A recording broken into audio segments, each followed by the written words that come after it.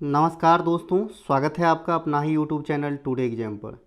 दोस्तों, आप सभी को दुर्गा पूजा की ढेरों सारी शुभकामनाएं।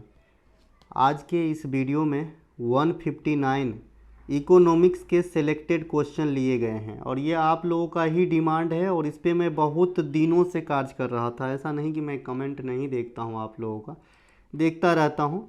तो आज फाइनली लेकर के आ गया हूँ, तो शुरू से अंत तक ज़रूर देखिएगा।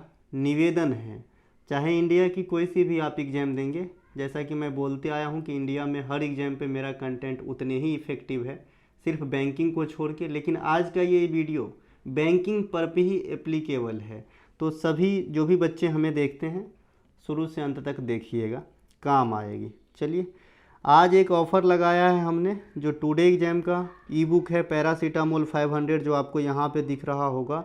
इस पे आज हमने 20% का डिस्काउंट रख दिया है, तो आज आप डिस्काउंट में इस ई बुक को ख़रीद सकते हैं। आज पूरी रात तक के लिए जो है अवेलेबल रहेगा डिस्काउंट ऑफ़र, तो आप लोग लाभ ले सकते हैं। अब ये पुस्तक कितने इफ़ेक्टिव हैं, आप लोगों के कान तक जो है कहीं ना कहीं से खबर ज़रूर गई होगी। अब इतने लोकप्रिय तो ज़रूर हो गया है। ठीक है मेरे भाई, तो ले सकते हैं। ये मोबाइल नंबर है, इस पर आपको व्हाट्सअप मैसेज करना है, और या फिर डिस्क्रिप्शन में लिंक दिया गया है, लिंक क्लिक करेंगे तो भी आपको व्हाट्सअप पे ही ले जाएगा और आपको वहाँ से कंटेंट बाय करना है। इस ई बुक के अलावा जो है और भी कई सारे कंटेंट अवेलेबल है, बिहार एसएससी का, आरपीएफ इत्यादि का। S30 है, यानी 30 सीरीज एसएससी की न्यू कंटेंट भी अवेलेबल है, आप लोग ले सकते हैं, काम आएगी जी, है ना। चलते हैं, पहला क्वेश्चन है हमारा कि वर्ष 1949 में भारत सरकार द्वारा नियुक्त राष्ट्रीय आय समिति के अध्यक्ष कौन थे। तो भाई, राष्ट्रीय आय समिति के अध्यक्ष कौन थे? पीसी महालनोबिस। कब हुआ था गठन राष्ट्रीय आय समिति का? 1949 में हुआ था। ये पीसी महालनोबिस से कुछ और याद आ रहा है सर, सेकेंड जो 5 ईयर प्लान था ये इन्हीं के नाम पे मॉडल हुआ करता था, यानी पहला हेराल्ड डोमार, दूसरा पीसी महालनोबिस मॉडल पे आधारित था हमारा पंचवर्षीय योजना। सेकेंड पंचवर्षीय योजना की जो अवधि है 1956 से 1961 तक के लिए रखा गया था सर। इसके अलावा जो पीसी महालनोबिस साहब है, इन्हीं के जन्मदिन 29 जून को इंडिया में राष्ट्रीय सांख्यिकी दिवस के तौर पे मनाया जाता है। अब चलते हैं अगले प्रश्न के तरफ। केंद्रीय सांख्यिकी कार्यालय तथा नमूना सर्वेक्षण दोनों को मिला के कौन सा संस्था बना दिया गया है? तो NSO जो है ये दो संस्था का विलय करके बनाया गया है, जो है केंद्रीय सांख्यिकी कार्यालय और नमूना सर्वेक्षण। ठीक है भाई, इन दोनों को मिला के NSO बना दिया गया है। उसी प्रकार से योजना आयोग को विलय करके अभी कौन सा बन गया है? नीति आयोग 2015 के अंदर बन गया था। उसी प्रकार से गैट को विलय करके 1995 के अंदर WTO बन गया था। इसी प्रकार से इंपीरियल बैंक ऑफ इंडिया को विलय करके 1955 में SBI बन गया था। तो ये कुछ बदलता हुआ इतिहास आपको काम आवेगा। इनके अलावा भारत में राष्ट्रीय आय वृद्धि की दर गति किस प्रकार की होती है? देखिए, भारत में राष्ट्रीय आय की जो वृद्धि गति है वो बहुत ही मंद है, स्लो है। इसके पीछे का रीजन क्या हो सकती है ना, रीजन वाला क्वेश्चन आगे आएगा। फिलहाल तो ये देखिए कि मंद क्यों है। मंद इसलिए होता है कि भारत में देखिए सबसे पहले जो है ना, जो है कौन सी अर्थव्यवस्था है? मिश्रित अर्थव्यवस्था है, मिश्रित अर्थव्यवस्था है। और मिश्रित अर्थव्यवस्था को अपन रिलेट करेंगे लाभ के क्षेत्र में, तो क्या होता है? मिश्रित अर्थव्यवस्था में पहले होता है कि भाई लोगों का कल्याण देखा जाता है, यानी है ना, समाज कल्याण देखा जाता है, फिर लाभ पे ध्यान दिया जाता है। कोई भी बिजनेस का मुख्य उद्देश्य लाभ तो होता है, लेकिन जो मिश्रित अर्थव्यवस्था में होता है समाज कल्याण के साथ लाभ देखे जाते हैं। लेकिन जो पूंजीवादी अर्थव्यवस्था होते हैं वहाँ पे लाभ पहले, तब समाज कल्याण, जैसे अमेरिका वगैरह में।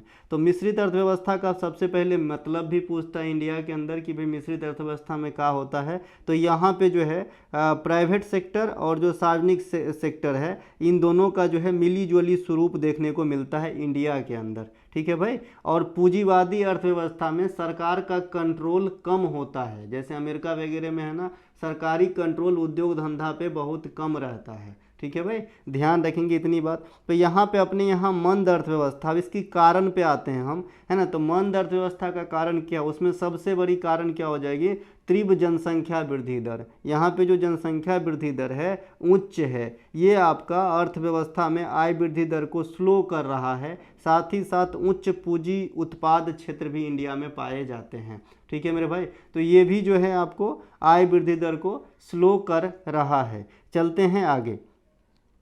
इसके अलावा राष्ट्रीय आय का अनुमान, है ना, सर्वप्रथम किसने लगाया था। देखिए हम लोअर क्वेश्चन से हायर की तरफ बढ़ रहे हैं, तो कोई बच्चा छोड़ के नहीं भाग रहे हैं, ये तो हमें मालूम ही है, दादा भाई नरौजी होता है। ऐसे ना करना है। राष्ट्रीय आय का अनुमान जो है सर्वप्रथम किसने लगाया था, दादा भाई नरौजी ने 20 रुपया लगाया था अनुमान। दादा भाई नरौजी को क्या कहा जाता है, grand old man of India कहा जाता है। दादा भाई नरौजी ने कांग्रेस में कुल कितनी बार अध्यक्षता संभाले, 3 बार अध्यक्षता संभाले। दादा भाई नरौजी की एक किताब काफ़ी बार पूछे जाते हैं, राफ्त गुफ्तार, है ना, राफ्त गुफ्तार जो है ये काफ़ी बार पूछे जाते हैं, इन्हें ध्यान रखेंगे। धन के अपवहन सिद्धांत किसने दिए थे, तो दादा भाई नरौजी ने दिए थे, इन्हें भी ध्यान रखेंगे, है ना। ये सब जो है दादा भाई नरौजी से आपको मिली जुली फैक्ट है। इसके अलावा मूल्यह्रास किस प्रकार की वस्तुओं में टूट फूट के लिए एक वार्षिक भत्ता माना जाता है ना, जो वार्षिक भत्ता माना जाता है, किस प्रकार की वस्तु पे आप मूल्यह्रास शब्दों को वार्षिक भत्ता के रूप में रिलेट करेंगे। सबसे पहले मूल्यह्रास क्या होता है, जैसे मान लीजिए कि आपने 2024 में एक साइकिल लिया, है ना, और इस साइकिल को 2029 तक आपने चलाया। अब 2024 में आपने लिया था भैया 4,000 रुपये की, है ना, तो क्या उस समय जो 4,000 रुपये की जितनी वैल्यू होगी उतने में आपका ये साइकिल बिकेगा 2029 में? नहीं बिकेगा ना। हो सकता है कि 4,000 में बिके, लेकिन उस समय जो है पैसे की वैल्यू भी तो आगे तक चली गई होगी ना, कि आज का 4,000 उस समय का 7,000 हो जाएगा, ठीक है। तो ये जो आपने उपयोग किया है इस साइकिल को, और जो उपयोग में पार्ट पुर्जे घिसे हैं, है ना, तो उनकी जो भत्ता है उसे मूल्यह्रास कहते हैं। ये देहाती भाषा में है, बाद बाकी अगर इकोनॉमिक्स की भाषा समझेंगे तो फिर ज़्यादा पढ़ना होगा, ठीक है मेरे भाई। तो मूल्यह्रास जो है ये पूंजीगत वस्तुओं के लिए वार्षिक भत्ता माना जाता है या फिर भत्ता माना जाता है। पूंजीगत वस्तु, पूंजी से नाम से स्पष्ट है, क्या पिज्जा पे मूल्यह्रास लगाओगे आप, हैं पूंजी, ठीक है भाई। तो पूंजीगत वस्तुओं पे मूल्यह्रास जो है आप यूज कर सकते हैं कि भत्ता के रूप में शब्द हैं। इनके अलावा पूरक वस्तुओं में एक का कीमत अगर बढ़ गया तो दूसरे के डिमांड पे क्या प्रभाव पड़ेगा। देखिए पूरक वस्तुएं किसे कहते हैं, मान लीजिए ए और बी दो वस्तु है, जैसे आपने पूरक कोण देखा होगा, एक थीटा होता है तो दूसरा 90 माइनस थीटा होता है ना। उसी प्रकार से ये पूरक वस्तु है ए और बी, है ना। जैसे पूरक वस्तु में यहाँ पे कह रहा है कि भाई एक का कीमत जो है इंक्रीज हो गया है, बढ़ गया है, तो दूसरे का डिमांड घट जाएगा। ये कैसे याद रखते हैं, तो मान लीजिए कि ये आपने जो है ये आप याद करने के लिए क्या बताऊँ, छोटा सा चीज़, चलिए ये जो है आपका ये मोटर बाइक है ना, ये मोटर बाइक होता है जी, बाइक, है ना, ये मोटर बाइक है और ये आपका ईंधन है, कोई भी ईंधन हो सकता है जिस पे वो चलेगा, है ना। अगर मोटर बाइक की कीमत बहुत ज़्यादा बढ़ गई तो स्वाभाविक सी बात है कि इस कीमत बढ़ने से इसके क्या डिमांड घट जाएंगे मांग के नियम से, तो लोग कम खरीदेगा, और जब लोग कम खरीदेगा तो ईंधन का पिएगा जी, है ना। तो इसी प्रकार से भैया अगर पूरक वस्तुओं में एक की कीमत बढ़ जाए तो दूसरे का डिमांड घट जाता है। लेकिन मांग का नियम से हम इस चीज़ को ना वेरीफाई किए हैं, तो मांग का नियम क्या होता है कि किसी वस्तु की प्राइस घटने पे उसकी डिमांड बढ़ जाती है और प्राइस बढ़ने पे डिमांड घट जाती है, ठीक है। तो यहाँ पे पूरक वस्तु में यह दोनों वस्तुएं है, एगो वस्तु का वैल्यू अगर बढ़ जा रहा है, कीमत बढ़ रहा है, तो स्वाभाविक सी बात है लोग कम खरीदेगा, और उससे जो दूसरे में यूज होता था, दोनों एक साथ यूज होता है पूरक वस्तु, है ना, तो भाई दूसरे की डिमांड भी घट जाएगी अगर एक का मूल्य बढ़ेगा तो। यानी मोटरसाइकिल का दाम बढ़ेगा तो पेट्रोल का बिकना कम हो जाएगा। अब बहुत सारे लोग दिमाग में लगा रहे होंगे ट्रक वगैरह में भी तो यूज होगा भाई डीजल वगैरह ईंधन, तो वहाँ पे बिकेगा। मैं मोटरसाइकिल का एक एग्जाम्पल दे के सीधा से सोचिए ना, उतना दूर क्यों सोच रहे हैं, ठीक है भाई। चलिए इनके अलावा शुद्ध घरेलू उत्पाद निकालने के लिए जीडीपी में क्या घटाई जाती है। कोई बच्चा सबसे पहले मुझे यही बता दो भाई, जीडीपी क्या होता है। एक तो ये होता है कि भाई जीडीपी जो है जीडीपी का फुल फॉर्म पूछा जाता है, एक सेकेंड, एक तो जीडीपी का फुल फॉर्म आपसे पूछता है, तो फुल फॉर्म क्या होता है? क्या होता है भाई? जीडीपी का full form gross domestic product, है ना। अब जीडीपी को अगर आप परिभाषा देंगे तो क्या देंगे? किसी अर्थव्यवस्था द्वारा, किसी अर्थव्यवस्था, भारत के लिहाज से भारत का और अमेरिका के लिहाज से अमेरिका का, एक वित्तीय वर्ष में, एक फाइनेंशियल ईयर में उत्पादित सभी वस्तुओं और सेवाओं का अंतिम मौद्रिक मूल्य। जैसे आप काम कर रहे हैं, है ना सर, नौकरी कर रहे हैं, तो आपका भी कोई ना कोई मूल्य है ना भाई, तो खाली मुद्रा ही नहीं जोड़ा जाता है इसमें। किसी भी देश के, है ना, एक वित्तीय वर्ष में उत्पादित सभी वस्तुओं और सेवाओं का, सेवा मतलब जो आप सेवा दे रहे हैं, उनका जो मौद्रिक मूल्य होगा उसे जीडीपी कहा जाता है। ठीक है, तो जीडीपी में से अगर आप डिप्रिसिएशन अर्थात मूल्यह्रास को घटा देंगे तो आपको जो है नेट डोमेस्टिक प्रोडक्ट प्राप्त होगा।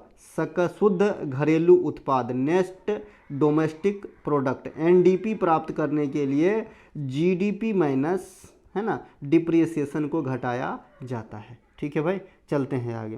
प्रतिवर्ष राष्ट्रीय सांख्यिकी दिवस अभी बात कर लिया था, पीसी महालनोबिस के जन्मदिन 29 जून को मनाया जाता है।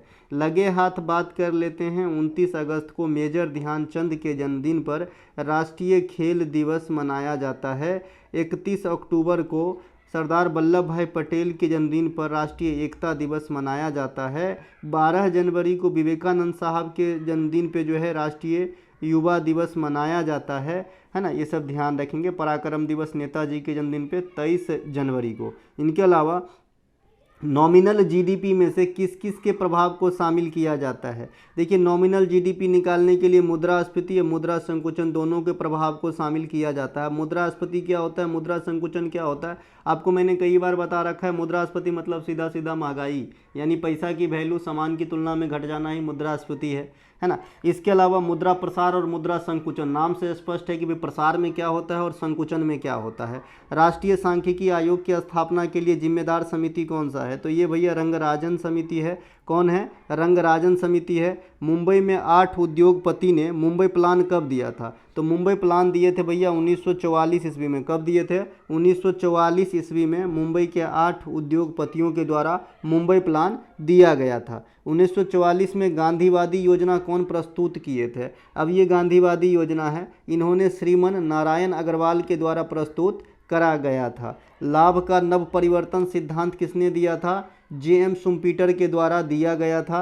इन्हें भी ध्यान रख लीजिएगा। बृहत अर्थशास्त्र यानी मैक्रो सब जो अर्थशास्त्र होता है, उन शब्द का सबसे पहले प्रयोग किसने किया था? देखिए यहाँ पे क्लू है, अगर शब्द का सबसे पहले प्रयोग किसने किया था तो आंसर होगा रेगनर फिश। क्या होगा भाई? Ragnar fish. लेकिन बृहत अर्थशास्त्र या मैक्रो अर्थशास्त्र का पिता किसे कहा जाता है ना? तो आप कहेंगे अल्फ्रेड मार्शल।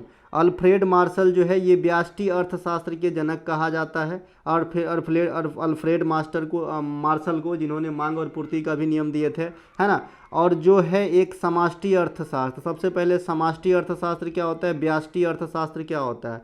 व्यष्टि अर्थशास्त्र मतलब सूक्ष्म चीज को जो है हम इसमें पढ़ते हैं, और समष्टि अर्थशास्त्र के मतलब किसी देश के पूरी अर्थव्यवस्था इत्यादि का अध्ययन करते हैं। मतलब इसमें बड़का बड़का चीज़ पढ़ते हैं और इसमें छोटू छोटू चीज़ पढ़ते हैं व्यष्टि वाले में। तो व्यष्टि वाले का पिता है अल्फ्रेड मार्शल। अब बड़का अर्थशास्त्र का पिता कौन है? जॉन मनार्ड किंग्स, है ना। जब ये शब्द लगाए तभी भाई आंसर कीजिएगा इन दोनों में से कोई, कि भाई व्यष्टि अर्थशास्त्र के जनक कौन है और समष्टि अर्थशास्त्र के जनक कौन है। तो व्यष्टि में अल्फ्रेड मार्शल और समष्टि में जॉन मनार्ड किंग्स। लेकिन अगर सीधा सीधा अर्थशास्त्र का पिता पूछ लिया तो एडम स्मिथ आंसर होगा। तो ये 3 क्वेश्चन आपके अर्थशास्त्र के पिता वाला क्वेश्चन से। ठीक है मेरे भाई, तो चलते हैं हम आगे। समष्टि क्या होता है, व्यष्टि क्या होता है बता दिए। व्यष्टि में छोटू छोटू चीज़, समष्टि में बड़े बड़े चीज़ का अध्ययन किया जाता है। देखिए यहाँ पे एक क्वेश्चन है, वेल्थ ऑफ नेशंस के लेखक कौन है? किताब का नाम है एडम स्मिथ। और यही एडम स्मिथ को भी मैंने कहा कि भाई सीधे सीधे पूछे इकोनॉमिक्स का पिता किसे कहा जाता है, तो एडम स्मिथ को कहा जाता है।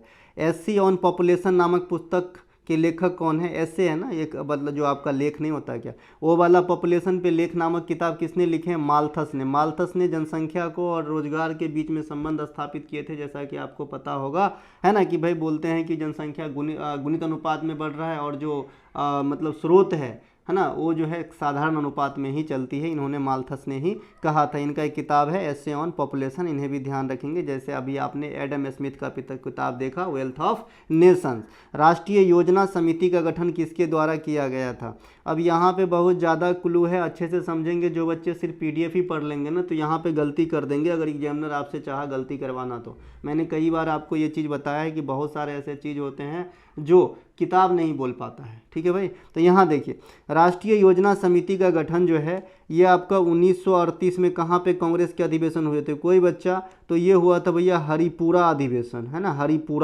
हरिपुरा अधिवेशन में अध्यक्षता कौन कर रहे थे? सुभाष चंद्र बोस साहब कर रहे थे, ठीक है। तो इसी अधिवेशन के दौरान अध्यक्षता तो कर रहे थे कांग्रेस में सुभाष चंद्र बोस साहब, लेकिन योजना समिति का जो गठन हुआ है ना, तो इस योजना समिति का जब योजना समिति बन गया तो इस योजना समिति में अध्यक्ष बने थे JL नेहरू। दोनों बात समझ में आया कि नहीं आया, है ना। देखिए कहाँ पे हुआ, तो कांग्रेस के हरिपुरा अधिवेशन 1938, जिसकी अध्यक्षता कर रहे थे सुभाष चंद्र बोस। तो वहाँ पे गठन होता है राष्ट्रीय योजना समिति का। योजना समिति जो गठन हो गया है, वो चीज़ बना है, उनके अध्यक्ष कौन थे? JL नेहरू साहब। तो दोनों बात ध्यान रखेंगे, जैसा पूछेगा वैसा आंसर आपको देना है। अगर कहाँ गठित हुआ, किसके देखरेख में हुआ, तो सुभाष चंद्र बोस साहब आंसर होगा। और राष्ट्रीय योजना समिति बनने के बाद अध्यक्ष कौन बने थे, या फिर किसके अध्यक्षता में गठित हुए, तो जवाहरलाल नेहरू आंसर होगा, अगर अध्यक्ष शब्द का मेंशन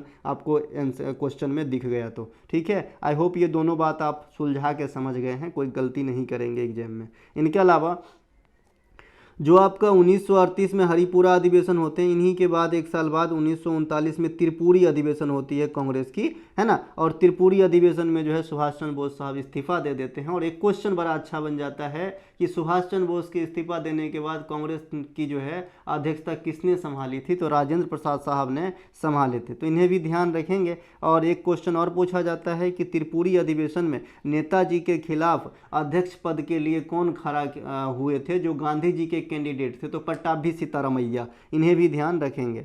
योजना आयोग, नीति आयोग, राष्ट्रीय विकास समिति, इन सब में अध्यक्ष कौन होता है, तो प्रधानमंत्री होता है ना। नीति आयोग में भी प्रधानमंत्री अध्यक्ष होता है, योजना आयोग में भी प्रधानमंत्री ही अध्यक्ष होता था। राष्ट्रीय विकास समिति के भी अध्यक्ष कौन होते हैं, प्रधानमंत्री ही होते हैं। सभी राज्यों के जो मुख्यमंत्री वगैरह होते हैं, इनको भी इन्वाइट किया जाता है योजना आयोग इत्यादि में। इनके अलावा जो प्रधानमंत्री हो ना, वो स्पोर्ट्स अथॉरिटी ऑफ इंडिया, जो भारतीय खेल प्राधिकरण है, इनमें भी अध्यक्ष है, अभी पदेन अध्यक्ष होते हैं वर्तमान में। तो ये बात भी आपको ध्यान रखना है। प्रधानमंत्री कौन होते हैं भाई, लोकसभा में बहुमत प्राप्त दल के मुखिया होते हैं, यानी लोकसभा के नेता होते हैं। प्रधानमंत्री केंद्र सरकार के वास्तविक कार्यपालिका का प्रधान होते हैं। वैसे सिर्फ कार्यपालिका का प्रधान कहेंगे तो जो है प्रेसिडेंट आंसर होगा। हम चलते हैं आगे। इनके अलावा यहाँ पे फिर से वही बात है कि प्रथम और दूसरी पंचवर्षीय योजना कौन कौन मॉडल पे था, तो प्रथम हैराट डोमार पे, दूसर पीसी महालनोबिस मॉडल पे।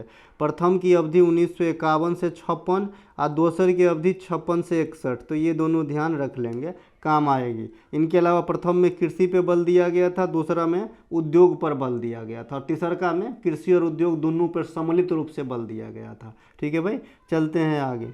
योजना अवकाश के काल किसे कहा जाता है, 1966 से 1969 के जो पीरियड है उसे योजना अवकाश का काल कहा जाता है, क्योंकि इस साल में कोई भी पंचवर्षीय योजना नहीं बनाई गई।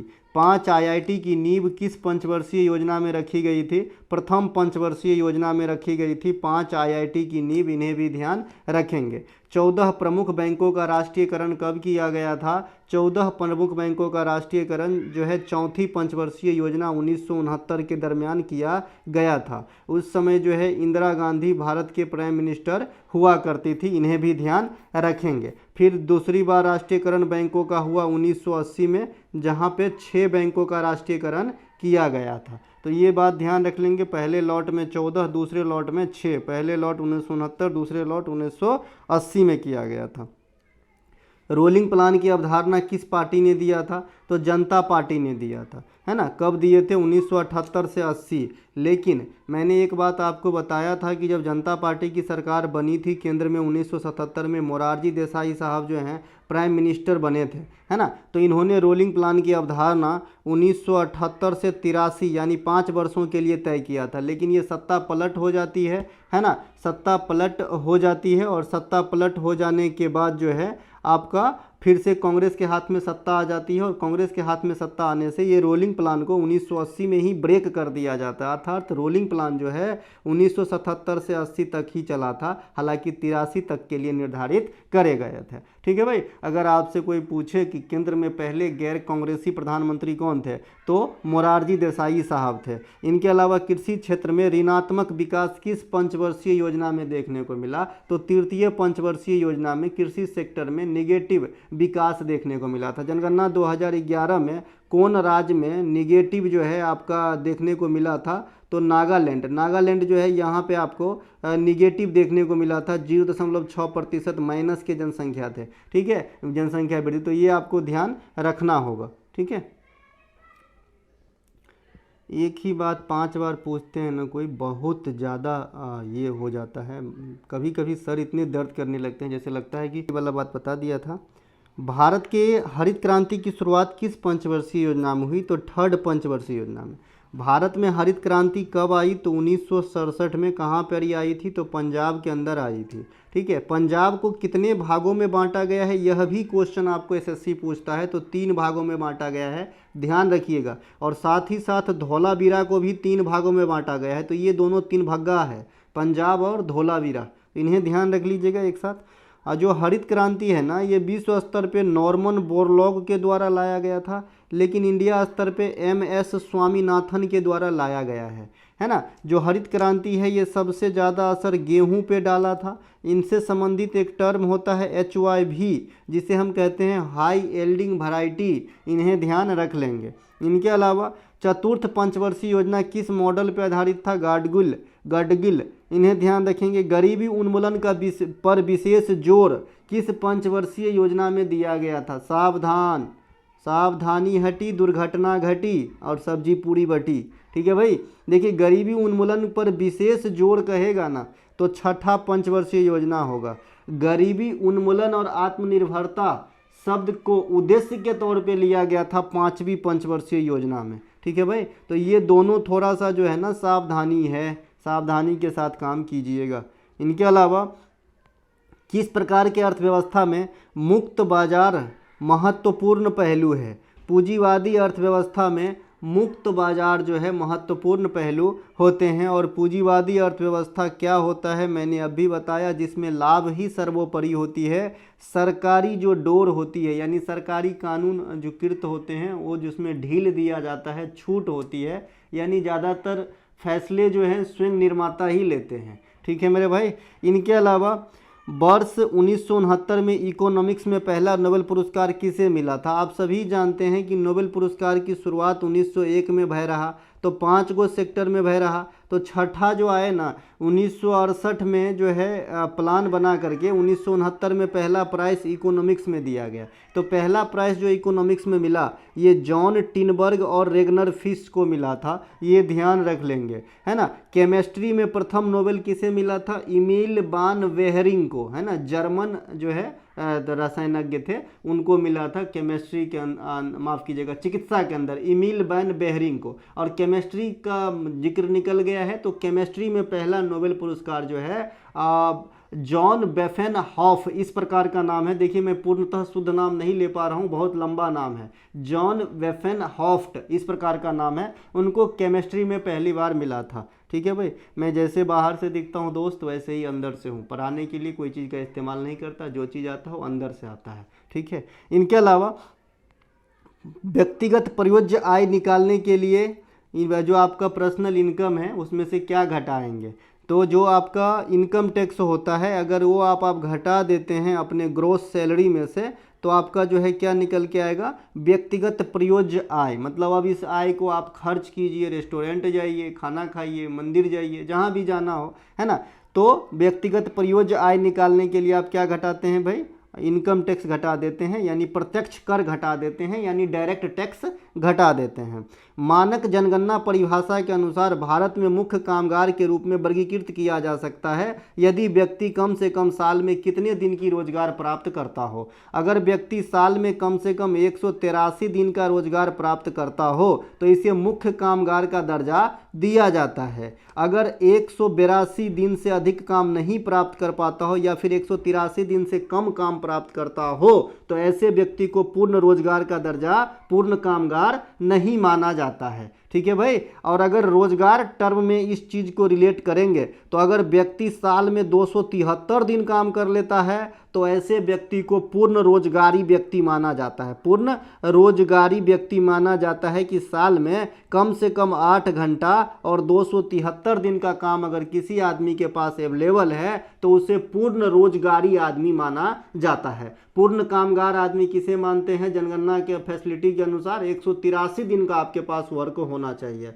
अगर 183 दिन का वर्क आपके पास नहीं है तो आप पूर्ण कामगार नहीं हैं। इसके अलावा और भी बातें हैं जो आगे करेंगे। एक और क्वेश्चन रखे हैं हम इस प्रकार के खतरनाक वाला। इनके अलावा सर्व शिक्षा अभियान कौन पंचवर्षीय योजना में आया था? तो ये आया था भैया 10वां पंचवर्षीय योजना में सर्व शिक्षा अभियान। इनके अलावा शिक्षा से संबंधित जो मौलिक अधिकार वाला जो संशोधन है वो कौन है भैया? 86वां संविधान संशोधन। कोई बच्चा सोच रहा होगा सर ये तो मौलिक कर्तव्य वाला है। भाई 21 संविधान संशोधन से दोनों प्रावधान किए गए। 21 के ए में जो है 6 से 14 वर्ष तक के बच्चों के लिए निःशुल्क शिक्षा लेना जो है उनका मौलिक अधिकार बनाया गया। और आर्टिकल 51 के 1 के 11 में भी एक चीज डाला गया कि भाई 14 वर्ष और 6 वर्ष के बीच में जो भी बच्चे हैं और जिनके अंतर्गत वह बच्चा का पालन पोषण हो रहा है उन पेरेंट्स का कर्तव्य है कि शिक्षा दिलाया जाए इनको। ठीक है भाई। तो मौलिक कर्तव्य भी और मौलिक अधिकार भी 86वां संविधान संशोधन 2002 के द्वारा, हालांकि यह लागू बाद में हुआ।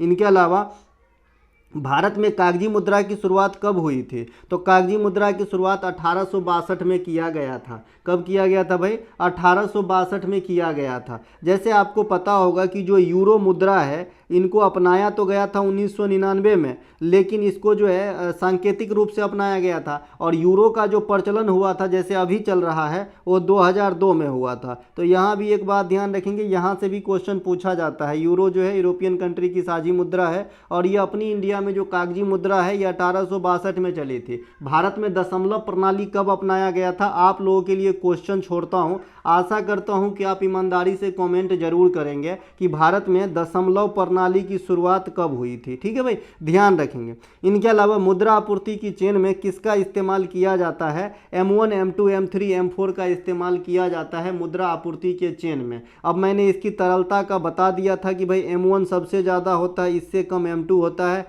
इससे कम M3 होता है और सबसे कम M4 होता है। पहले वाले M1 में क्या डाकघर का कोई रोल है? तो कहेंगे आप नहीं है। पहले वाले M1 में क्या होता है? हमारे पास आपके पास जो धन है वो भी काउंट होती है, इसमें डाकघर का कोई रोल नहीं होता है। ठीक है, डाकघर का रोल स्टार्ट होता है दूसरे वाले से। तो ऐसे क्वेश्चन भी पूछा जाता है। डाकघर ऊपर में लिखा रहेगा लाइन, सीधे M1 को तो देखना भी नहीं है। ठीक है मेरे भाई, चलते हैं आगे। इनके अलावा बाजार में, अच्छा अगर इसको अच्छे से समझना है किसी बच्चे को तो 30 सीरीज जिसका लिंक डिस्क्रिप्शन में प्ले लिस्ट का मिला है, क्लास नंबर 16 का पहला क्वेश्चन देख लीजिएगा, अच्छे से समझ जाएंगे। 16वां वीडियो का जो 49 रुपये वाली सीरीज चल रही है ना, 49 रुपये में आप 33 क्लास की PDF और टॉपिक वाइज प्राप्त कर सकते हैं। यानी 49 रुपये में 49 PDF प्राप्त कर सकते हैं भाई।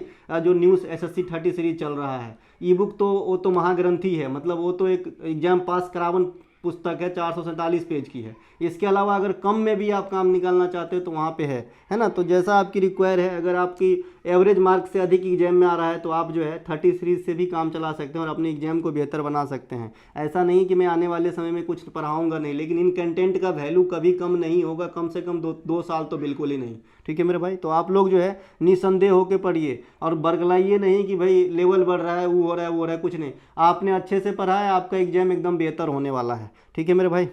बाजार में सबसे कम तरलता, ये तरलता वाला बात तो मैंने अभी बता ही दिया कि कौन ज़्यादा होगा कौन कम होगा।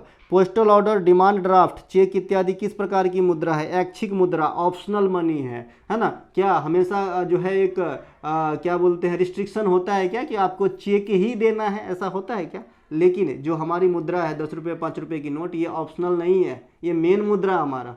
तो ऑप्शनल मुद्रा में क्या आ जाएगा? Postal order, demand draft, cheque. आपने पोस्टल ऑर्डर देखा होगा, जब आप पहले फॉर्म भरते थे ऑफलाइन तो वहाँ पे चालान कटाना होता था, आजकल ना आ गए हैं फट से गूगल पे कर दो। इनके अलावा परिवर्तन वक्र, परिवर्तन वक्र और किस रूप में जाना जाता है? परिवर्तन वक्र को आप उत्पादन संभावना वक्र के रूप में भी जानते हैं, VVI करके रखेंगे, ठीक है, ये भी पूछा जाता है।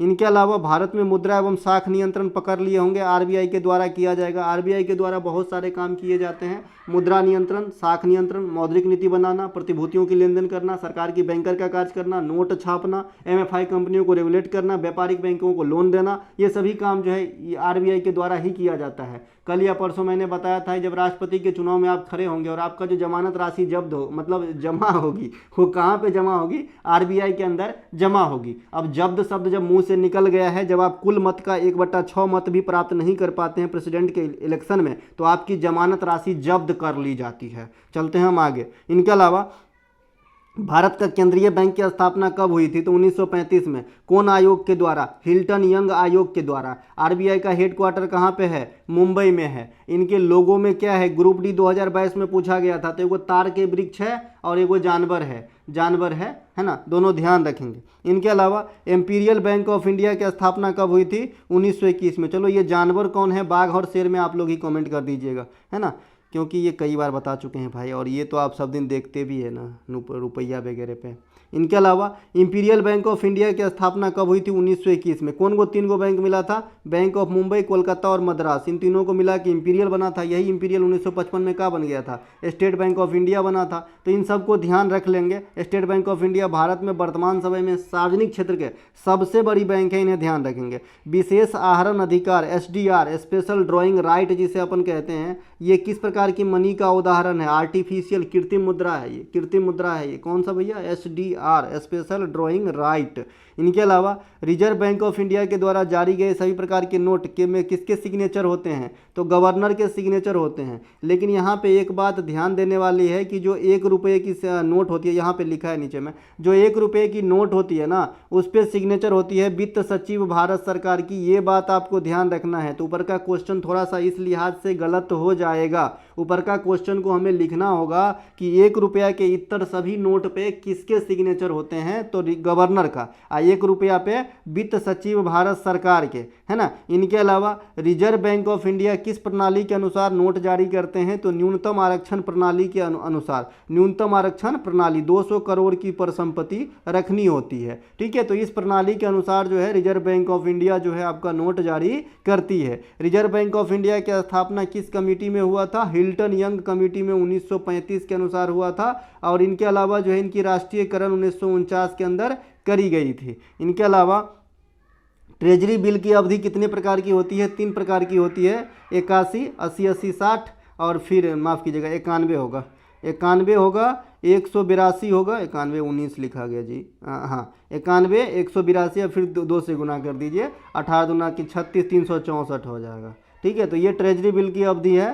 क्षेत्रीय ग्रामीण बैंक की स्थापना कब हुई थी? 1975 में हुई थी। क्षेत्रीय ग्रामीण बैंक से संबंधित कौन सी समिति है? नरसिम्हा समिति। क्या यह सही है या गलत है? आप लोग बता दीजिएगा, एक है ना, थोड़ा बहुत। अभी तक मैंने 3 सस्पेंस आपको डाला है। एक तो मैंने आपको क्या पूछा था, रिजर्व बैंक ऑफ इंडिया में कौन से पशु उनके लोगों में है। दूसरा, क्षेत्रीय ग्रामीण बैंक पे कौन से समिति कार्य करते हैं। और एक क्वेश्चन मैंने और आपको पूछा है जो अभी मुझे याद नहीं आ रहा है। इनके अलावा बांग्लादेश ग्रामीण बैंक के फाउंडर कौन है? तो ये भैया आपका मोहम्मद यूनिस, जो अभी बांग्लादेश में हेड भी बने बैठे हैं। इनके अलावा MFI कंपनी को कौन रेगुलेट करता है? तो ये RBI करते हैं, है ना। मोहम्मद यूनिस को नोबेल पुरस्कार भी मिला है भाई, है ना। MFI कंपनी को कौन रेगुलेट करते हैं? RBI रेगुलेट करते हैं MFI कंपनी। ये जो माइक्रो फाइनेंस इंस्टीट्यूशन होता है, कंपनी होते हैं, ये क्या करते हैं? तो गरीब परिवारों को लोन प्रदान करते हैं, खास करके ग्रामीण एरिया में। MFI से संबंधित NBFC जो कंपनी होते हैं, जो MFI का ही एक प्रकार है, इस पे कौन से समिति ने सुझाव दिया था? मालेगाम समिति। कौन सा भैया? मालेगाम समिति, यहाँ पे लिखा हुआ है, मालेगाम समिति ने सुझाव दिया था। MFI का ही एक ब्रांच है NBFC, नॉन बैंकिंग फिनेंशियल, है ना, फाइनेंस, इस प्रकार का। इनके अलावा वाणिज्यिक बैंक की सूची का विषय है संघ सूची का। अब ये संविधान से रिलेट करें इसको, देखिए संघ सूची, राज सूची, संवर्ती सूची, तीनों 7वीं अनुसूची में आपको देखने को मिलेगा। तो संघ सूची का विषय कहाँ से है? प्रेरित कनाडा से, मतलब संघ सूची का जो प्रावधान है कहाँ से? कनाडा से है, संघीय व्यवस्था, है ना। और ये दोनों कहाँ से हो जाएगा? एक क्वेश्चन और, क्योंकि अभी बताए थे, है ना, माफ़ कीजिएगा, संघ सूची और राज्य सूची दोनों कनाडा से रख लीजिएगा, ठीक है। संघ सूची और राज्य सूची दोनों कनाडा से ही होगा, और जो समवर्ती सूची है ना वो ऑस्ट्रेलिया से होगा, ठीक है। अब मैं ही बता दिया तो क्वेश्चन पूछने के लिए तो कुछ बचा ही नहीं इसमें से, ठीक है, ठीक है, नहीं बचा कोई बात नहीं। संघ सूची में सबसे ज़्यादा विषय है 100, जिसमें एगो वाणिज्यिक बैंक भी है, यानी वाणिज्यिक बैंक संघ सूची की विषय है। ग्रामीण परिवारों को सीधे ऋण या लोन प्रदान कौन कौन कर सकते हैं, तो एगो क्षेत्रीय ग्रामीण बैंक और भूमि विकास बैंक। भूमि विकास बैंक सबसे पहले पंजाब में स्थापित हुए थे, ये बात मैंने आपको पहले ही बता रखा है। इनके अलावा भारतीय रिजर्व बैंक के 4 प्रेस कहाँ कहाँ है, प्रेस कपड़ा प्रेस करने वाला नहीं, नोट छापने वाला, देवास मध्य प्रदेश में है, नासिक महाराष्ट्र में है, मैसूर कहाँ पे रहेगा, कर्नाटक, सलबोनी कहाँ पे रहेगा, पश्चिम बंगाल में। तो ये 4 के 4 जो हैं रिजर्व बैंक ऑफ इंडिया के ये है, मतलब क्या बोलते हैं, नोट छापने का प्रेस है ना। यहाँ पे सिर्फ नोट वगैरह ही नहीं छपते, और भी चीज़ छपते हैं। इनके अलावा जो आपका मिंट होता है ना, मिंट आपसे डायरेक्ट पूछा भी जाता है 1 वर्ड सब्स्टिट्यूशन में कि भाई जहाँ पे क्वाइंट किया जाता है, क्वाइन को ढाला जाता है, उसे क्या कहते हैं, मिंट कहते हैं। मिंट बम्बई में भी है, गेटवे ऑफ इंडिया जब देखने जाओगे रास्ते में मिलेगा, मैंने कई बार देखा है। इनके अलावा स्टेट बैंक ऑफ इंडिया की स्थापना कब हुई थी, 1955 में हुई थी। अभी मैंने बताया इंपीरियल बैंक को जो है रिप्लेस करके बनाया गया था।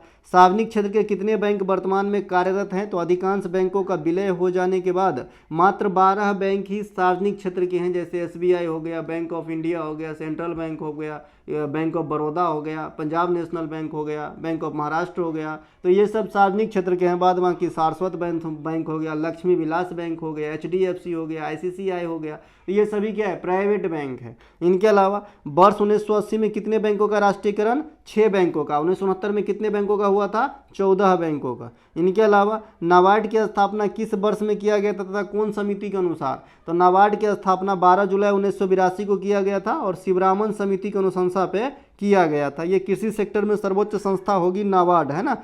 सिडबी की स्थापना कब और किस समिति के अनुसार, तो सिडबी की स्थापना हुई थी 1990 में आबिद हुसैन समिति के अनुसार। तो इन्हें भी ध्यान रखेंगे। जो मुद्रा लोन दिया जाता है ना, मुद्रा लोन, तो इसमें सिडबी भी इंक्लूड है भाई। मुद्रा लोन की मैक्सिमम लिमिट कितना कर दिया गया है, 20 लाख कर दिया गया है। पहले तरुण कैडर में 10 लाख था, लेकिन अब जो है इस बजट में घोषणा किए गए हैं कि भाई मुद्रा लोन को जो है 20 लाख तक बढ़ा दिया जाए, ठीक है भाई। इनके अलावा इसकी जो सिडबी की मुख्यालय है ना वो लखनऊ के अंदर है। किस राज्य में ग्रामीण बैंक कार्यरत नहीं है, तो गोवा और सिक्किम में कोई भी ग्रामीण बैंक आपको नहीं मिलेगा, खाली SBI सब मिलेगा। प्रथम भूमि विकास बैंक का जो है ना स्थापना कहाँ पे हुआ था, पंजाब के झांग नामक जगह पर हुआ था, है ना, 1920 ईस्वी के अंदर। इन्हें भी ध्यान रखेंगे। इनके अलावा स्वयं सहायता समूह किसके द्वारा चलाया जाता है, तो नाबार्ड के द्वारा, है ना, कुदम्बश्री का ना केरल वगैरह में इन्हें कहा गया था उस समय। तो ये जो है स्वयं सहायता समूह ये नाबार्ड के द्वारा चलाए जाते हैं, ठीक है। स्वयं सहायता समूह ग्रामीण बैंक की मदद से भी चलती है। तो आप कहोगे नाबार्ड कैसे, तो भाई एफिलिएटेड रहता है इनसे। इनके अलावा जो है आपका ये ई-शक्ति योजना किसके द्वारा चलाया गया था, तो नाबार्ड के द्वारा। ये स्वयं सहायता समूह में ही पारदर्शिता लाने के लिए चलाया गया था। रिजर्व बैंक ऑफ इंडिया जिस दर पर कमर्शियल बैंकों को लोन देते हैं उसे क्या कहते हैं, तो बैंक रेट कहते हैं या बैंक दर कहते हैं, ठीक है। Reserve bank of India commercial बैंकों को लोन देते हैं इस पे, उससे हम कहते हैं क्या भैया, बैंक रेट कहते हैं या बैंक दर कहते हैं। तो फिर रेपो रेट क्या होता है सर, रेपो रेट क्या होता है भाई, रेपो रेट भी बैंक रेट के जैसा ही है, लेकिन क्या होता है, बैंक रेट से दीर्घकालिक ऋण प्रदान किया जाता है, मतलब लंबे समय के लिए, लॉन्ग टर्म के लिए। आज जो रेपो रेट वगैरह है ये शॉर्ट टर्म के लिए लोन प्रदान करते हैं। दोनों ही केस में रिजर्व बैंक ऑफ इंडिया को ही ब्याज प्राप्त होता है, चाहे तो बैंक रेट पे चाहे तो रेपो रेट पे। लेकिन एक स्थिति और है, रिवर्स रेपो रेट। इस पे जो है reserve bank of India commercial bank को ब्याज का भुगतान करता है, मतलब किसी विशेष परिस्थिति में रिजर्व बैंक ऑफ इंडिया भी कमर्शियल बैंक से कर्ज लेते हैं कम समय के लिए, वो वाला जो दर होता है उसे हम रिवर्स रेपो रेट कहते हैं। रिवर्स मतलब उल्टा, है ना, तो उससे आप याद रख लीजिए। रेपो रेट का मतलब समझ गए ना कि भाई कम समय के लिए व्यावसायिक बैंकों को RBI लोन देते हैं, और रिवर्स लगा देंगे तो इसका उल्टा हो जाएगा। तो रिवर्स रेपो रेट में RBI लेते हैं व्यावसायिक बैंकों से लोन। तो एक क्वेश्चन बन जाता है कि भाई रिवर्स रेपो रेट बढ़ जाने से मुद्रास्फीति पे क्या प्रभाव पड़ेगा, तो घटेगा, सॉरी बढ़ेगी, माफ़ कीजिएगा। रिवर्स रेपो रेट बढ़ जाने से मुद्रास्फीति पर क्या प्रभाव पड़ेगी, यहाँ पे घटना लिखना भाई, नहीं तो पानी में आग लगा जाएगा। टिप टिप बरसा पानी हो जाएगा तब, है ना। घटती है लिखिएगा। अब कैसे होता है, मैंने बताया था कि भाई रिजर्व बैंक ऑफ इंडिया इतनी बड़ी संस्था है जिसके अंदर सभी बैंक है, तो जो कमर्शियल बैंक वगैरह हैं, एसबीआई, पीएनबी जो है, ये क्या सोचता है, अपना अधिक से अधिक पैसा शॉर्ट टर्म के लिए ही तो डालना है, अभी तो अगले सप्ताह मिल जाएगा तो डाल दो ना। तो ये अधिकांश अपना पैसा जो है रिजर्व बैंक ऑफ इंडिया को दे देता है। और जब इसके पास पैसा ना रहेगा तो भैया क्या लोगों को लोन आराम से मिलेगा? और जब आराम से नहीं मिलेगा लोन तो लोग सामान ज़्यादा खरीदेगा कम खरीदेगा? तो कम खरीदेगा। और जब सामान कम खरीदेगा तो सामान की महंगाई बढ़ेगी कि अस्थिरता प्राप्त करेगी? तो अस्थिरता प्राप्त करेगी, और इस हिसाब से जो है महंगाई कंट्रोल हो जाता है, अर्थात मुद्रास्फीति घट जाती है उस स्थिति में जब रिवर्स रेपो रेट बढ़ जाता है। ठीक है मेरे भाई। इनके अलावा फिलिप्स वक्र क्या दर्शाता है? तो ये मुद्रास्फीति और बेरोजगारी के बीच में संबंध को दर्शाता है। देखिए फिलिप्स साहब का कहना है कि भाई अगर मार्केट में मुद्रास्फीति बिल्कुल ना हो तो ऐसी स्थिति में बेरोजगारी बहुत ज़्यादा हाई हो जाती है। ये है बेरोजगारी और ये है आपका मुद्रास्फीति। मान लीजिए मुद्रास्फीति बिल्कुल नहीं है बाजार में, तो उस केस में बेरोजगारी टॉप पे होता है। इसीलिए बाजार में थोड़ी मात्रा में मुद्रास्फीति का होना भी बहुत ज़रूरी है। ठीक है मेरे भाई, चलते हैं आगे। इनके अलावा चक्रीय बेरोजगारी किसे कहते हैं? तो ऐसी बेरोजगारी जो अर्थव्यवस्था में उतार चढ़ाव के कारण जो है आया हो, है ना, अर्थव्यवस्था में उतार चढ़ाव के कारण आया हो, तो इसे हम कहते हैं क्या? चक्रीय बेरोजगारी। चक्रीय बेरोजगारी कहते हैं, है ना, चक्रीय बेरोजगारी कहते हैं, है ना। इनके अलावा बेरोजगारी भी कई प्रकार के होते हैं। टेक्निकल बेरोजगारी भी होते हैं, जो मशीनी ज़रूरत, जो इंसानी ज़रूरत जो काम था, इंसान को जो काम पहले मिलता था उसकी जगह पर मशीन वगैरह करने लग रहे हैं और उससे जो बेरोजगारी उत्पन्न होने लगा है तो उसे हम कहते हैं मशीनी बेरोजगारी, टेक्निकल बेरोजगारी। इनके अलावा प्रच्छन्न बेरोजगारी क्या होता है? ज़रूरत से ज़्यादा लोगों को काम पर लगे होना, मैंने यहाँ पर लिखा है।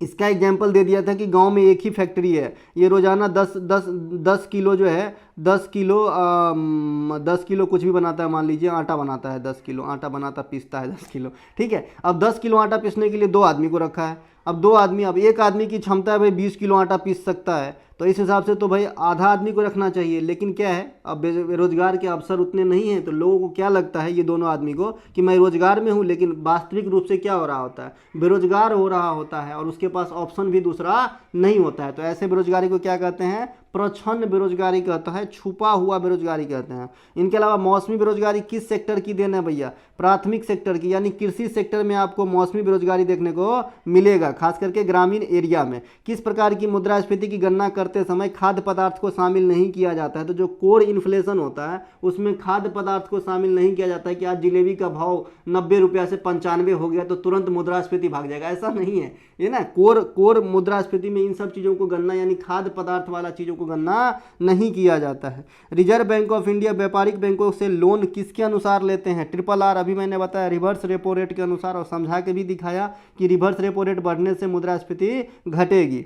इसके अलावा बैंकिंग व्यवस्था में SLR का फुल फॉर्म बहुत बार पूछा जाता है, स्टैट्यूटरी लिक्विडिटी रेशियो होती है। ठीक है भाई, इसे भी ध्यान रखेंगे। इनके अलावा एक CRR होता है भाई, उसे भी पढ़ लेना, कैश रिजर्व रेशियो होता है, और ये बाध्यता होता है कि भाई इतने इतने पैसे आपको रिजर्व बैंक ऑफ इंडिया के पास जमा करना ही करना होगा, उसके इतर आप बैंक चलाइए। एक लिमिट फिक्स करते हैं जो RBI ही फिक्स करते हैं।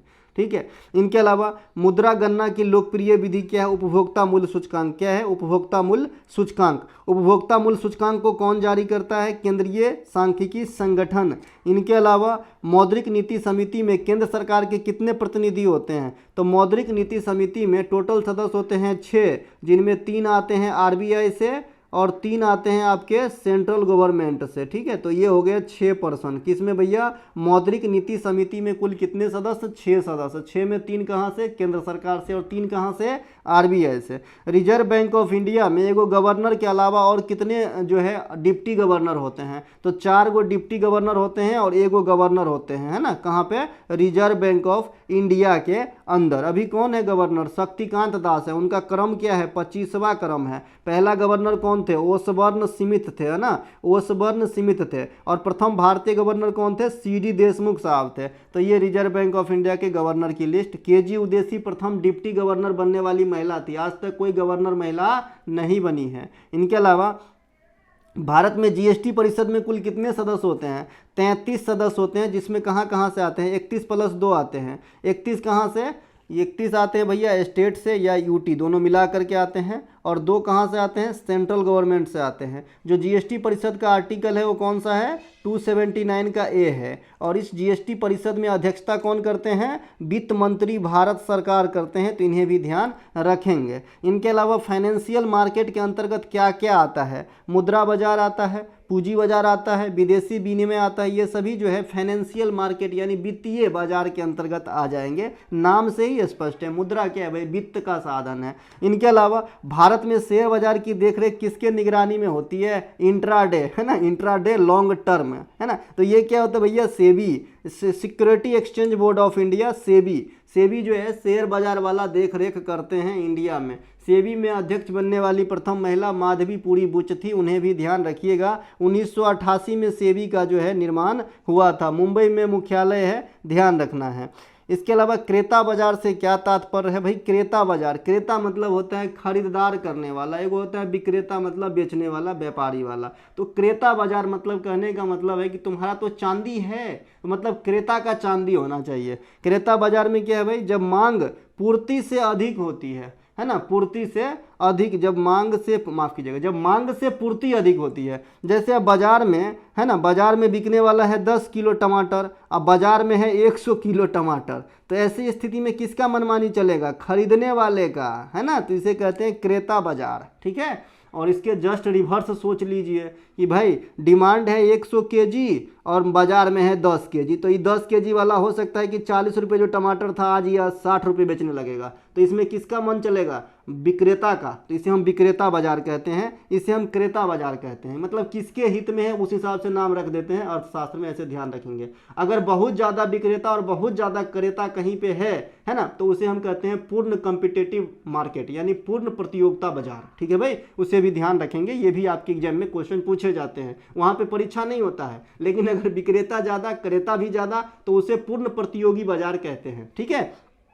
एक एकाधिकार बाजार होता है ना, एकाधिकार बाजार होता है। मान लीजिए एक एक एक, एक जैसे चीज़ जो है ना, एक को बेचने वाला है ना, तो उसका अधिकार चलेगा, तो उसे कहते हैं भाई एकाधिकार बाजार। तो ये कुछ बाजार के फॉर्म होते हैं जिसे आप ध्यान रखेंगे। बाद में कि निफ्टी 50 से भी आजकल बहुत ज़्यादा चलता है, आज बाजार गिर गया रे, उड़ गया रे, लगा दे पैसा, है ना, ये सब में नहीं पढ़ना है मेरे ख्याल में। जिनको समझ में आता है उनके लिए सही है, ऐसा नहीं है कि गलत चीज़ है। जिनको समझ में आता है वह जो है पैसे से पैसा बना सकता है, लेकिन जिनको समझ में नहीं आता, जैसे मुझे समझ में नहीं आता है, तो जो भी है अपने पास 10-5 रुपये वो भी डूब जाएगा भाई, तो हम कहाँ से भरपाई करेंगे, एक छोटे आदमी के लिए, है ना, दिक्कत हो जाता है। इसके अलावा मांग और पूर्ति का नियम किसने दिया था, अल्फ्रेड मार्शल ने, अभी मैंने बताया था। और सीधा सीधा मांग का नियम कहेगा तो एडम स्मिथ का भी नाम आएगा।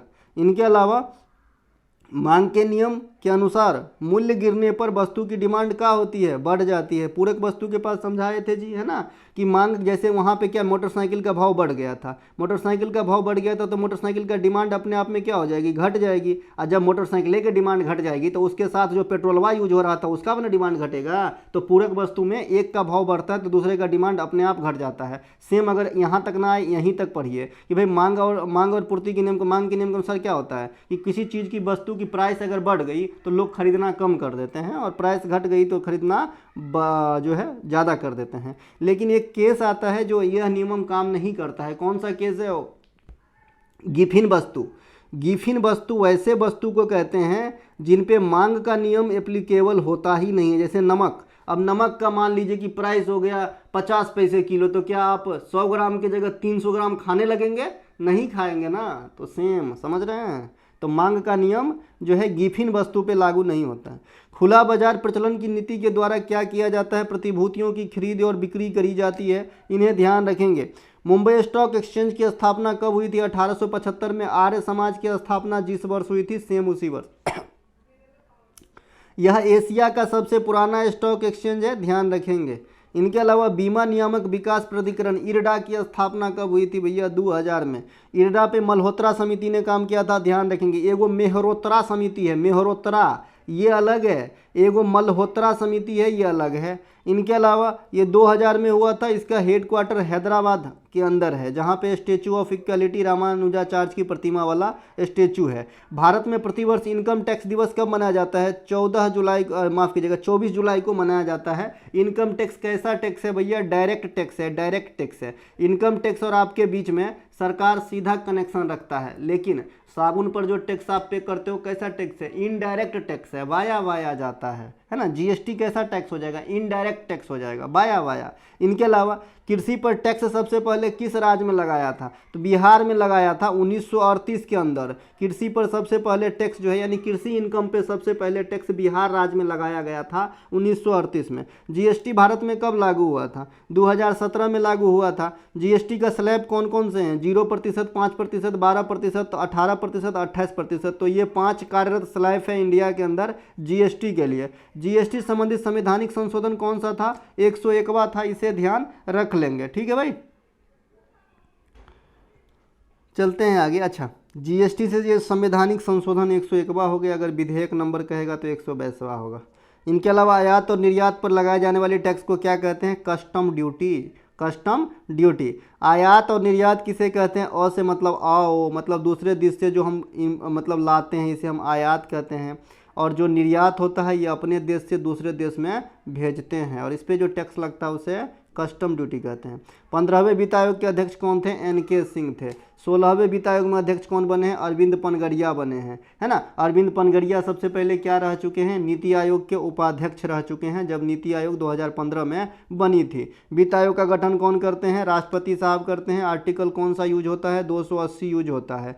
केंद्रीय वित्त आयोग में कुल कितने सदस्य होते हैं? 1+4 होते हैं, यानी 5 सदस्यीय निकाय तथा पंचवार्षिक निकाय, यानी 5 साल के लिए भी मतलब बनाया जाता है। इनके अलावा वित्त आयोग का गठन किस अनुच्छेद के अनुसार? अभी मैंने बताया 280 के अनुसार होती है।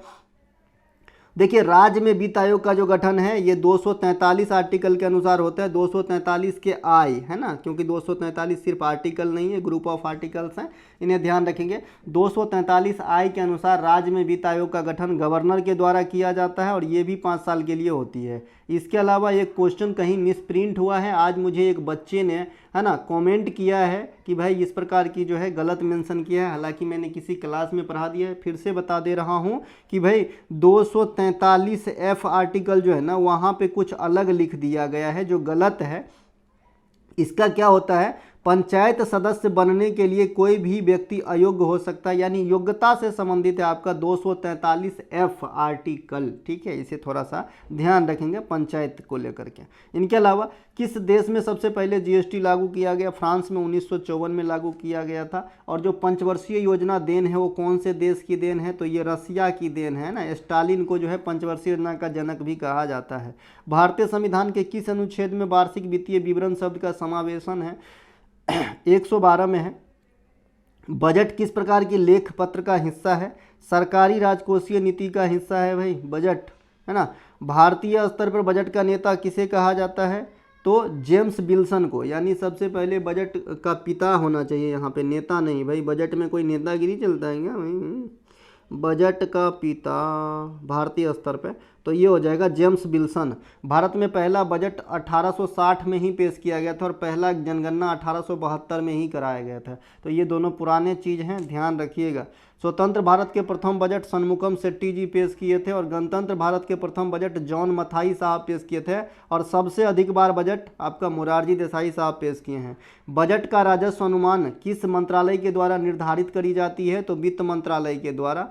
पहले पूर्णकालिक महिला वित्त मंत्री जिन्होंने बजट पेश की, तो ये कौन है भाई? पूर्णकालिक शब्द पे ध्यान देना है, यानी टोटल समय के लिए, यानी वित्त मंत्री होने वाली महिला जिन्होंने बजट पेश करी, तो ये है निर्मला सीतारामन। क्योंकि आप जानते हैं कि बजट वित्त मंत्री के द्वारा पेश की जाती है, संसद के समक्ष राष्ट्रपति के द्वारा रखी जाती है। ठीक है, तो ये निर्मला सीतारमन हो जाएंगे। इससे पहले इंदिरा गांधी भी बजट पेश करी है, लेकिन वो पूर्णकालिक वित्त मंत्री नहीं थी। ठीक है भाई। इनके अलावा सबसे अधिक बार बजट जो है मोरारजी देसाई साहब बता दिए थे। रेल बजट को आम बजट से एक साथ में पेश करने के लिए जो सिफारिश है कौन समिति किए थे? तो विवेक देवराय समिति। विवेक देवराय समिति जो है रेल बजट और आम बजट को बोले कि भैया एक ही साथ पेश करो। और दूसरी बार, पहले तो अलग हुआ 1924-25 में, फिर जो दूसरी बार रेल बजट और आम बजट गले मिल के एक ही साथ पेश हुए, ये 2017 ईस्वी था, है ना। 2017 में एक ही साथ पेश किए गए बजट, अब एक ही साथ किया जाता है। सरकार के राजकोषीय नीति का क्या क्या अंक है? इनकम है, खर्च है, कर्ज है, यानी आय है, व्यय है और आपका जो है ऋण है। ये सब राजकोषीय नीति का जो है भाग है, पहलू है।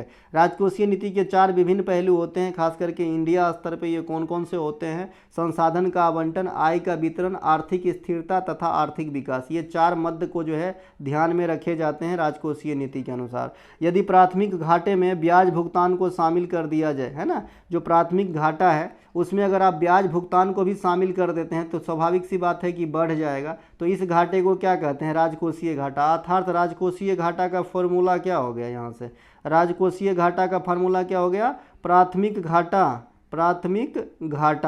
प्लस ब्याज भुगतान, है ना। तो इससे आप जो है इस सूत्र से निकाल सकते हैं, है ना। प्राथमिक घाटा प्लस ब्याज भुगतान सूत्र होता है राजकोषीय घाटा का। तो यहाँ से प्राथमिक घाटा का सूत्र निकालेंगे तो क्या होगा? राजकोषीय घाटा माइनस ब्याज भुगतान। तो यही ना लैंग्वेज खाली ना चेंज करता है, सूत्रवा थोड़ी बदलता है। जैसे मैथ होता है भाई, जैसे मैथ होता है आपका भाई cos square theta plus sine square theta बराबर 1। अब कॉस स्क्वायर थीटा बराबर 1 माइनस साइन स्क्वायर थीटा, क्या यह अलग सूत्र है कि इसी सूत्र से बना है? तो वैसे ही राजकोषीय घाटा बराबर क्या हो जाएगा? प्राथमिक घाटा प्लस ब्याज भुगतान। अब इससे आप 3 गो और सूत्र निकाल लीजिए तो याद रहेगा, तब ना कर पाओगे हो। इनके अलावा ऐसी व्यय परिणाम स्वरूप, मतलब एक ऐसा खर्च जिसके परिणाम स्वरूप अर्थव्यवस्था में पूंजी या संपत्ति में सृजन नहीं होता है, कोई भी चीज़ नया नहीं हो रहा होता है, तो ऐसे व्यय को क्या कहते हैं? राजस्व व्यय कहते हैं। जैसे वेतन, अगर मुझे सरकार वेतन दे रहे हैं तो क्या मैं उसके बदले घर बना के दे रहा हूँ सरकार को? नहीं भाई, कोई नया चीज़ का सृजन नहीं हो रहा है, मुझे एक वेतन है उनको देना है, मतलब मैं सेवा करता हूँ, एक फिक्स है, इससे कोई नया चीज़ नहीं आ रहा है, ठीक है। तो इससे क्या हो रहा है भैया? इसे हम कहते हैं राजस्व व्यय कहते हैं। इनके अलावा देखिए जो फिजिकल डिफिसिट है ना, इसके अलावा रेवेन्यू रिसिप्ट है ना, ये सब में क्या क्या शामिल होते हैं ये सब मैं पहले ही बता चुका हूँ। फिजिकल डिफिसिट तो खैर बहुत कॉमन चीज़ है कि भाई आमदनी कम और खर्चा ज़्यादा, लेकिन रेवेन्यू रिसिप्ट में क्या क्या शामिल होता है? बहुत कुछ शामिल होता है, मैं बहुत बार बता चुका हूँ और ये क्वेश्चन बार बार एग्जाम में लगती है।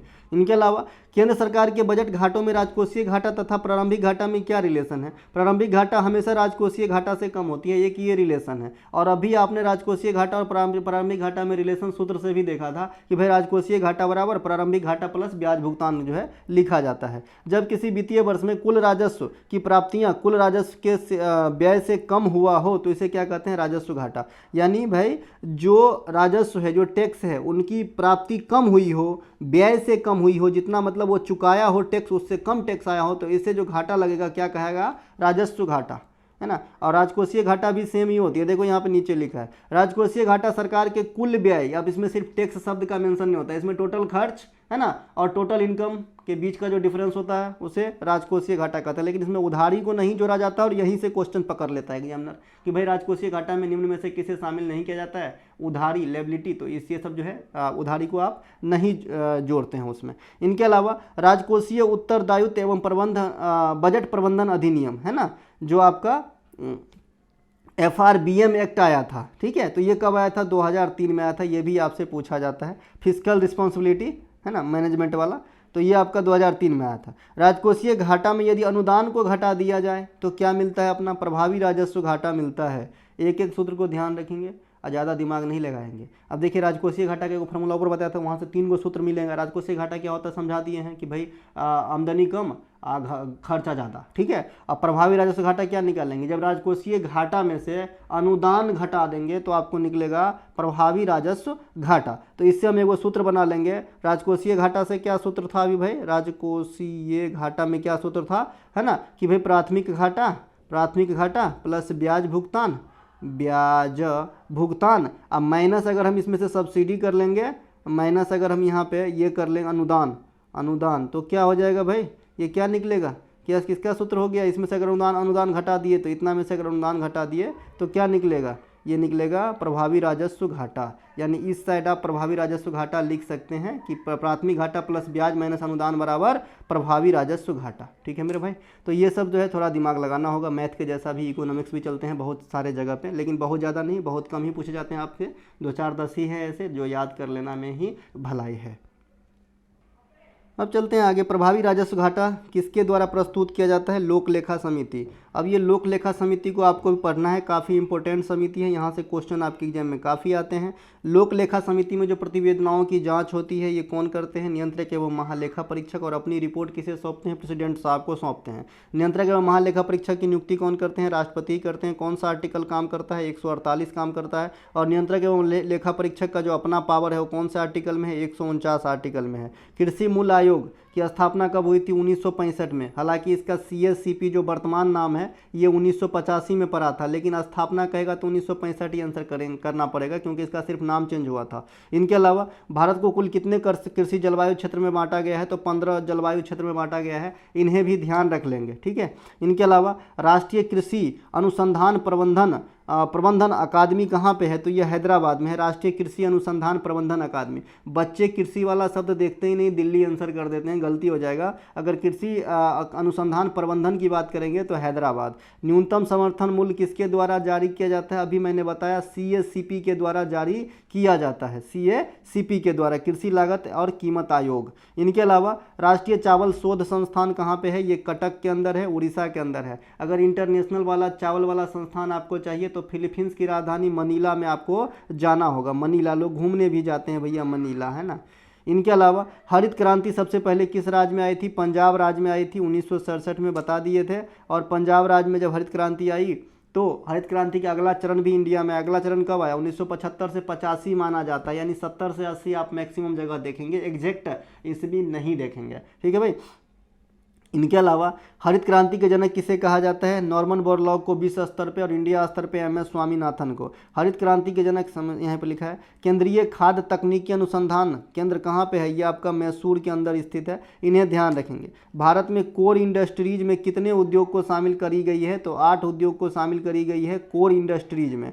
भारत में स्वतंत्रता के पश्चात प्रथम औद्योगिक नीति कब बनाई गई थी? 1948 में। और प्रथम औद्योगिक नीति में कितने प्रकार के औद्योग धंधा को बांटा गया था? तो 4 प्रकार के औद्योग धंधे को बांटा गया था। इसी औद्योगिक नीति में संशोधन कब किया गया? 1956 में, यानी दूसरी बार आज़ादी के बाद औद्योगिक नीति बनाई जा रही थी, तो उस समय उद्योग धंधा को कितने भागों में बांटा गया? तो मात्र 3 भागों में। अब इसी से एक क्वेश्चन आपसे पूछा जाता है कि निम्नलिखित में से कौन से उद्योग के लिए लाइसेंस की आवश्यकता नहीं होती है? तो जो रेलवे वगैरह है लाइसेंस की आवश्यकता नहीं होती है, ठीक है। परमाणु कार्यक्रम जो भारत सरकार के होते हैं तो उसमें भी लाइसेंस की जरूरत नहीं होती है, रेलवे में भी लाइसेंस की जरूरत नहीं होती है। इनके अलावा तृतीय सेक्टर में क्या क्या आता है? परिवहन और बैंकिंग। कैसे याद रखने के लिए बताया था? प्राथमिक, द्वितीयक और तृतीयक। प्राथमिक सेक्टर जो होता है ना, पी माने प्राइमरी, पी माने प्राथमिक, तो ये जमीन से जुड़ा हुआ चीज़ है, जैसे खनन हो गया, कृषि हो गया, पशुपालन हो गया, ये सब हो जाएगा।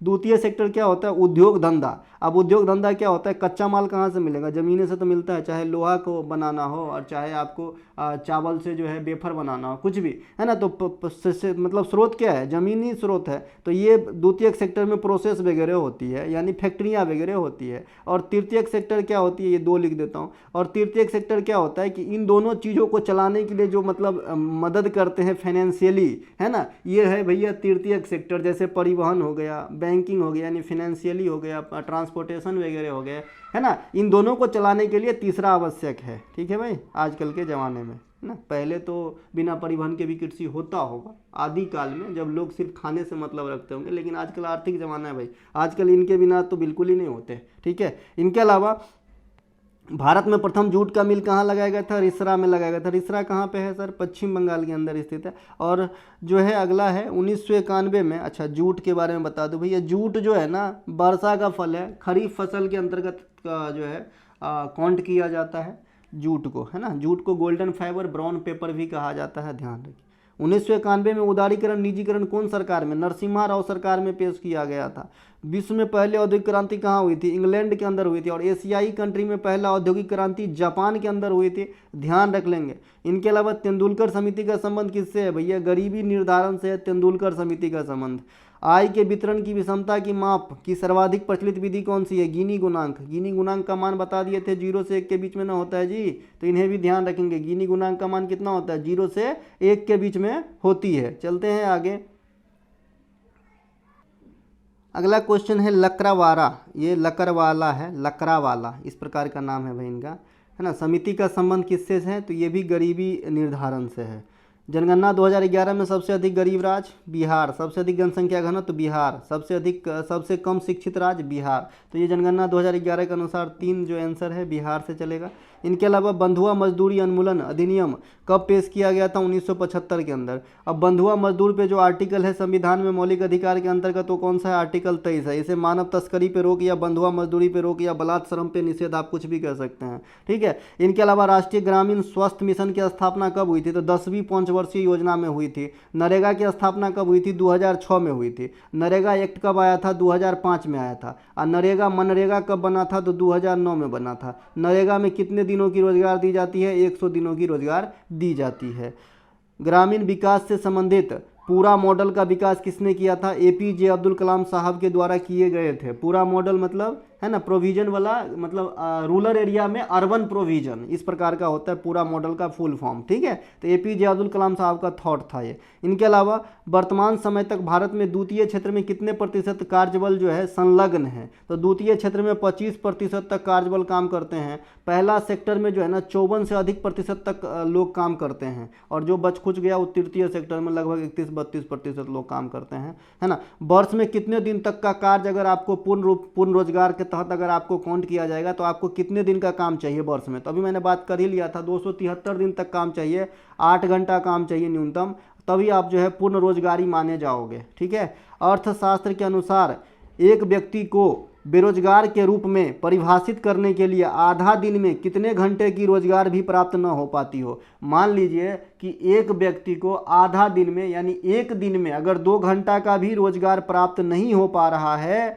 ना, तो ऐसे व्यक्ति को क्या माना जाता है? बेरोजगार। यहाँ पे आधा दिन शब्द मेंशन है, इसीलिए यहाँ पे एक आंसर है। अगर यहाँ पे आधा शब्द को हटा दें कि प्रतिदिन लिख दें तो यहाँ पे 2 घंटा आंसर होगा। यानी बेरोजगारी मानने के लिए आपको अर्थशास्त्री के अनुसार अगर आप रोजाना 2 घंटा भी कार्य नहीं कर पा रहे हैं तो आप बेरोजगार हो। इनके अलावा मनरेगा में कितने दिनों की रोजगार? 100 दिनों की। शिक्षित बेरोजगारी किस क्षेत्र में होती है दादा?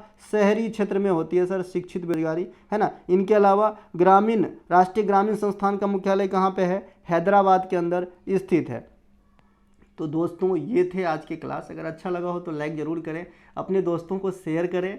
ये चैनल की जो है प्रचार प्रसार आपके हाथ में ही है भैया, है ना। आप ही करोगे तो बढ़ेगा, नहीं तो और तो मेरा कोई एडवर्टाइजमेंट वगैरह तो होती नहीं है, और मैं इन सब में ज़्यादा रहता भी नहीं हूँ, है ना। तो आप लोग जो है अपने दोस्तों, अपने घर परिवार में जो भी तैयारी करते हैं उनको शेयर कर सकते हैं। और हमारा कोई भी कंटेंट अगर चाहिए, अगर आपको कंटेंट की परख है जो हमारी पेड होती है ना, तो आप लोग ले सकते हैं। डिस्क्रिप्शन में लिंक है, लिंक क्लिक करके व्हाट्सअप के थ्रू बाय कर सकते हैं। आज डिस्काउंट भी लगा दिया गया है, तो आप लोग ले सकते हैं, ठीक है भैया। ये जो अभी आपने क्लास देखा, ये पीडीएफ हमारे जो भी रनिंग सीरीज में है, जैसे 30 सीरीज कोई भी हो, एसएससी का, रेलवे का, बिहार एसएससी का, उस सबको जो है दे दी जाएगी। जय हिंद दोस्तों। रनिंग सीरीज ओनली है ना।